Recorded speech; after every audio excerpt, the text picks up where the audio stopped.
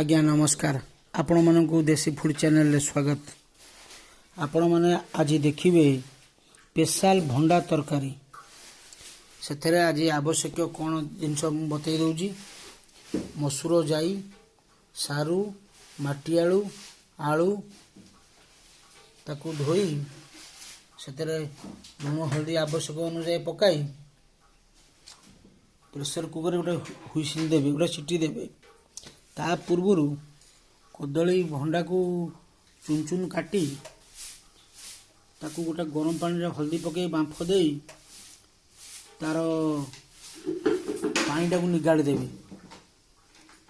तापर मसला ये अच्छी ग्राइंडर रे से मसला रे बाटण रे ताकू कषि आपण मैंने देखिए स्पेशल भंडा तरकारी एवं किसी समय पर तार टेस्ट भी पाइबे। धन्यवाद।